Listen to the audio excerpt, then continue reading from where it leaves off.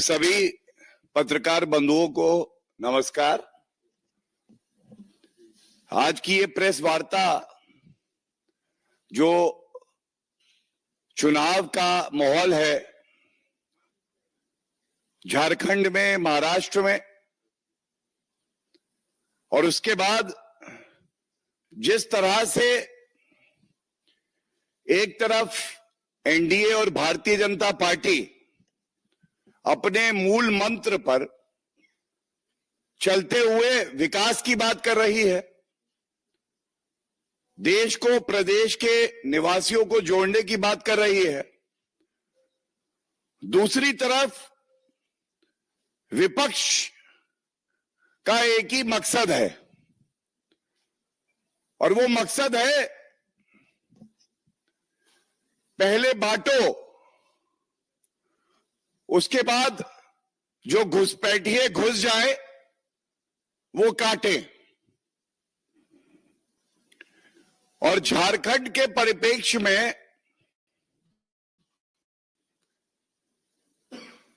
जो वहां की जनता की आवाज है, संकेत स्पष्ट हैं। एक बड़ा बदलाव होगा, एनडीए की और भाजपा की सरकार वहां बनेगी।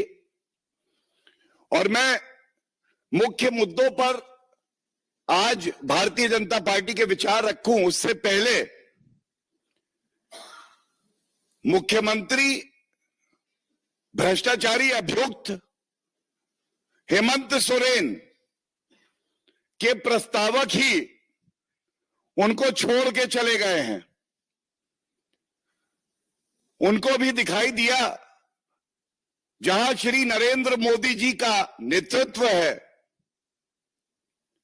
जीत भी वही है, जनता का हित भी वही है, विकास भी वही है और देश और प्रदेश एकजुट भी वही है। और जैसा गृह मंत्री श्री अमित शाह जी ने अभी एक चुनावी सभा में इस मुद्दे को पुरजोर तरीके से उठाया,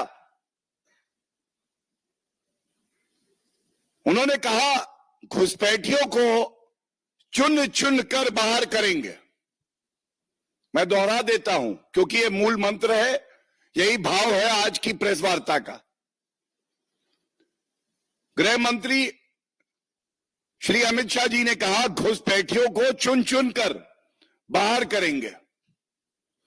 और जेएमएम और कांग्रेस का मूल मंत्र है घुसपैठियों का चुन चुन कर ब्याह करेंगे।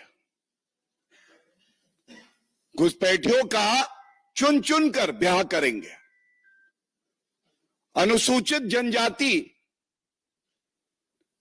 जो कि अपनी संस्कृति, अपनी मान्यताओं से, झारखंड की पावन भूमि से प्यार करने के लिए, उनके प्रति बलिदान के लिए और समर्पित है, पूरी तरह से जानी जाती है। ये किस तरह का षड्यंत्र है जेएमएम का, कांग्रेस पार्टी का, कि वहां जो हमारी बहन बेटियां हैं घुसपैठियों को पहले आने देते हैं और एक सिलसिलेवार तरीके से एक डेमोग्राफिक चेंज ये लाया जा रहा है।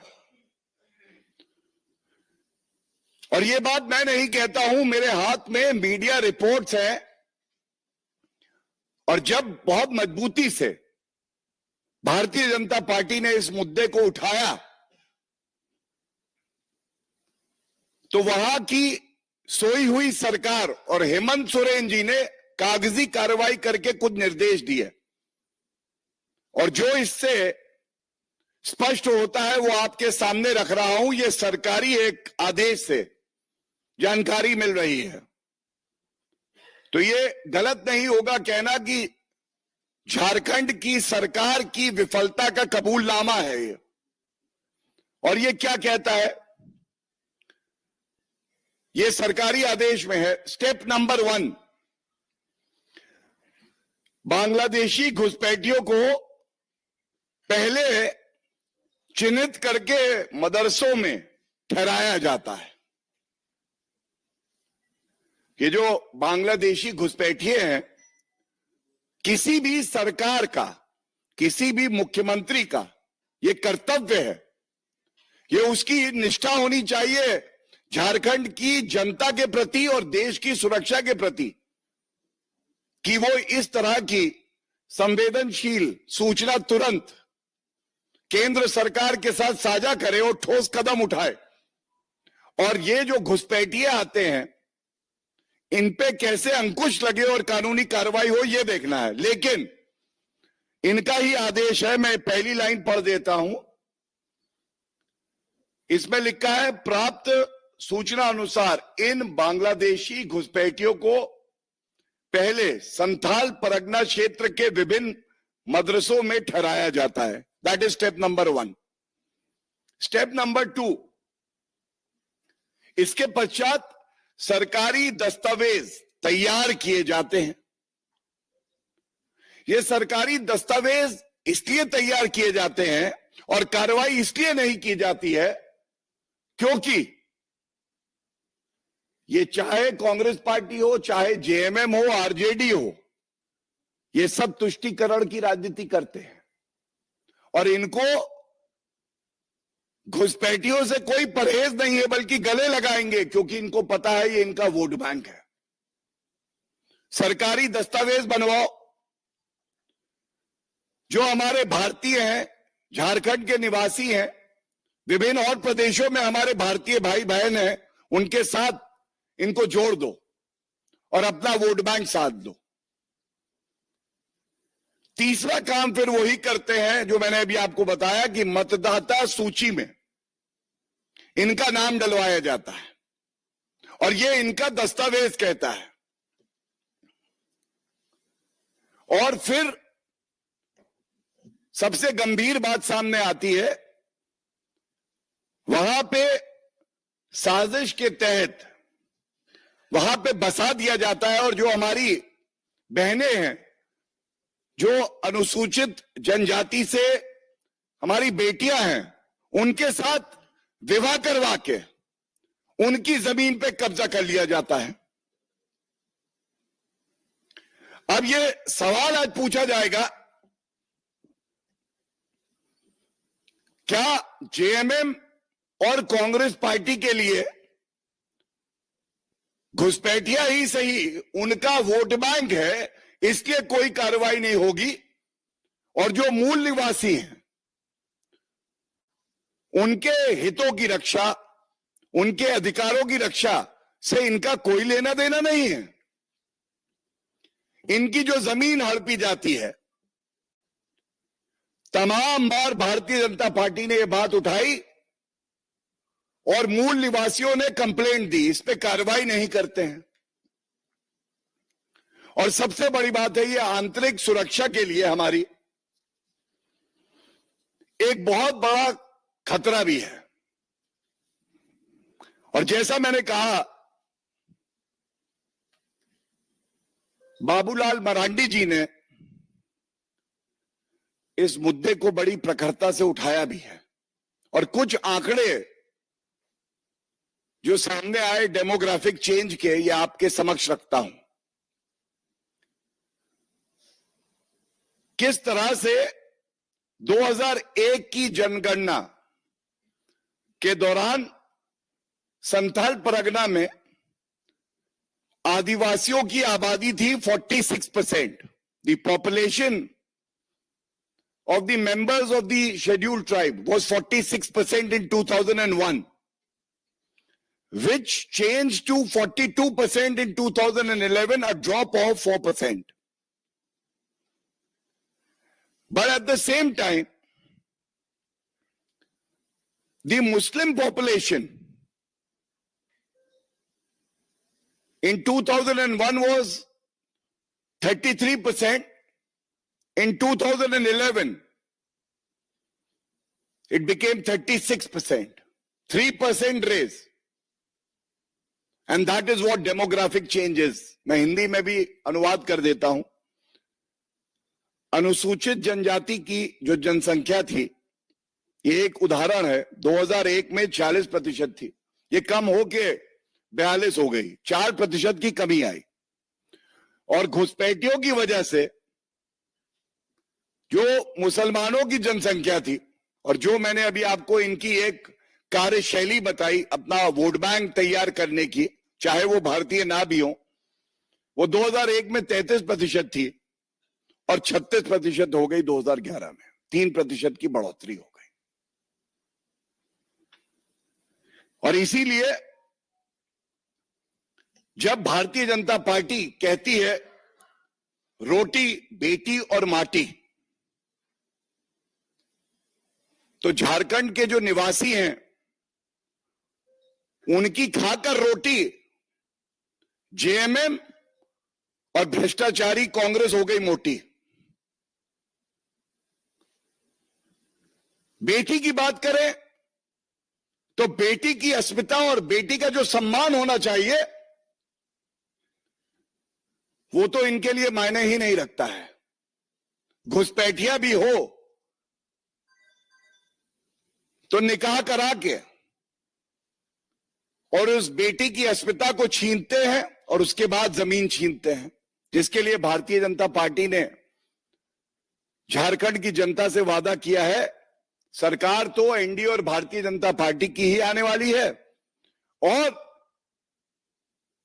जो ये जमीन कब्जाई गई है ये सब जो झारखंड के निवासी हैं, अनुसूचित जनजाति के हमारे भाई बहन हैं, उनको वापस जमीन मिलेगी।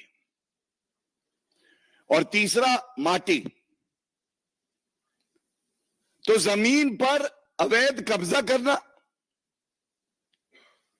किस तरह से बालू माफिया, खनन माफिया जमीन हड़प रहे हैं, और मुख्यमंत्री हेमंत सोरेन खुद अपने आप को खनन का पट्टा दे देते हैं।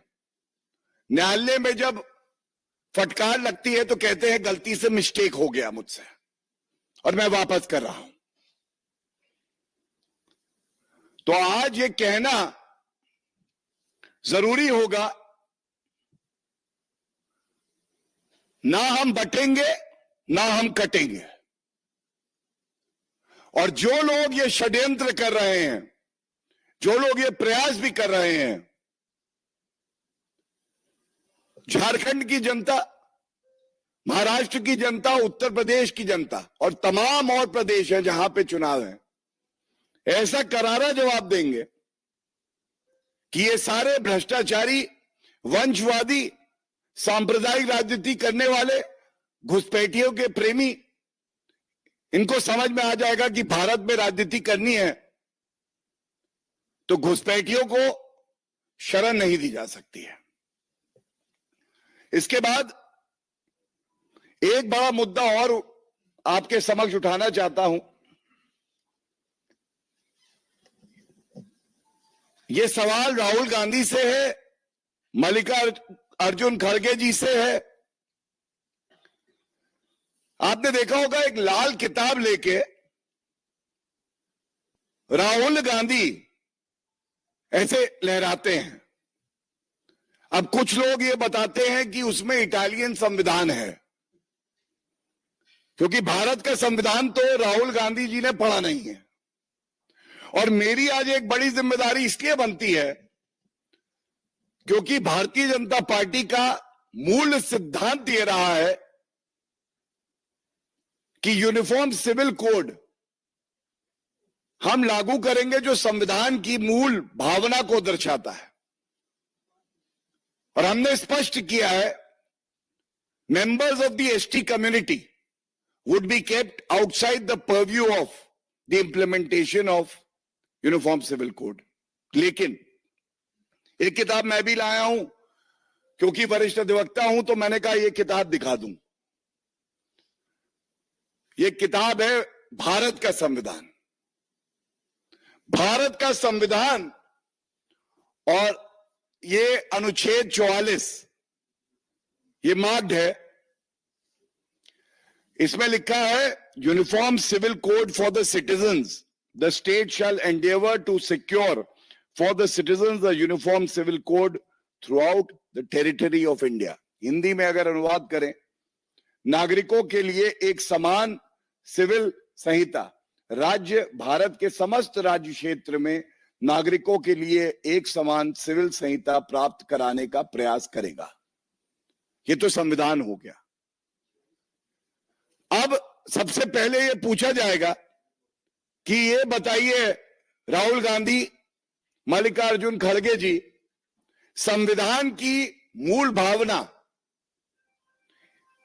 इसका आप सम्मान करते हैं या नहीं करते हो, और कांग्रेस पार्टी का स्टैंड इस पे क्या है। और जब मैंने ये बताया, डॉक्टर B.R. अंबेडकर साहब,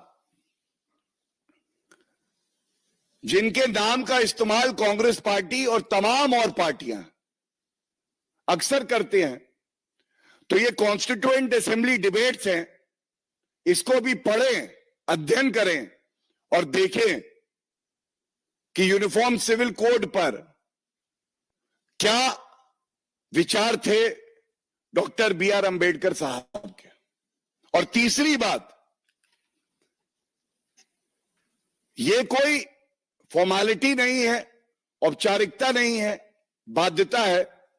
सर्वोच्च न्यायालय का जजमेंट है सरला मुदगल का, Sarla Mudgal versus Union of India, and it says this: We therefore request the government of India through the Prime Minister of the country to have a fresh look at Article 44 of the Constitution of India and endeavor to secure for the citizens a uniform civil code throughout the territory of India. This was in 1995. 55 साल सत्ता में रही कांग्रेस की सरकार केंद्र में भी, कभी प्रयास नहीं किया, क्योंकि तुष्टीकरण की राजनीति करनी है, घुसपैठिए भी क्यों ना हो, और इसीलिए मुद्दा उससे जुड़ा है जो पहले मैंने उठाया। तो आज ये पूछा जाएगा कि बड़ी स्पष्टता से जो संविधान में लिखा है उस पे कांग्रेस पार्टी की क्या लाइन है, क्या रुख है, ये जानने का हक हम सबको है। एक बात कह के मैं अंत करूंगा। आज कांग्रेस पार्टी की तरफ से जयराम रमेश साहब ने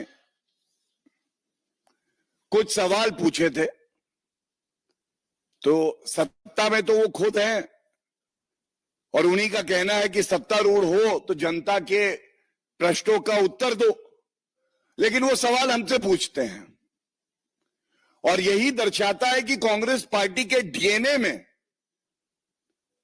हेराफेरी, मैनिपुलेशन भर गया है। अगर राहुल गांधी संसद के पटल पर रहकर आदरणीय प्रधानमंत्री जी को और तमाम जो मंत्री हैं उनके वक्तव्यों को सुनते तो शायद ये प्रश्न ना पूछते, लेकिन फिर भी मैं बड़े संक्षिप्त में एक बात कहूंगा।